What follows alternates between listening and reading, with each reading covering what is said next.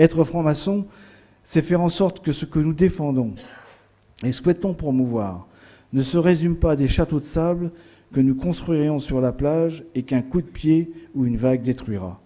Être un frère ou une sœur du Grand Orient de France, c'est adhérer à un ordre qui ne fait pas la promotion de l'individu pour lui-même, mais pour ce qu'il apporte aux autres. Le franc-maçon ne peut exister sans ses frères et ses sœurs, car notre existence ne se résume pas à notre seule personne.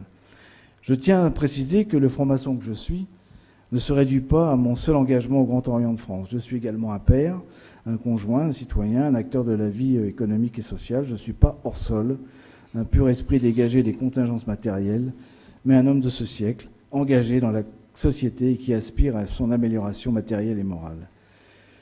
Dans ce monde que j'ai déjà caractérisé de complexe et incertain, où tout semble à la dérive, et où les idéologies extrémistes font la promotion de l'exclusion et d'autres préconisent le repli communautaire, nous avons vraiment un message à porter, francs-maçons du Grand Orient de France, mais d'autres obédiences également.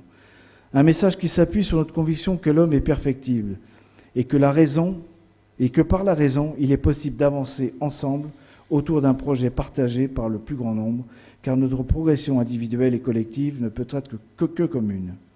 Ce que nous défendons est vraiment certainement moins confortable et plus exigeant que de se replier dans une pensée dominante, mais ce que nous défendons conduit à la responsabilité et à l'émancipation de chacun. Mesdames, Messieurs, mes très chers frères, mes très chères sœurs, j'ai essayé très rapidement de vous présenter d'où nous venons, quelques principes et valeurs que nous défendons et comment nous travaillons. Et pour conclure, je voudrais vous citer une citation d'Albert Jacquard qui, pour moi, traduit bien l'esprit dans lequel nous nous rencontrons et dans lequel nous travaillons.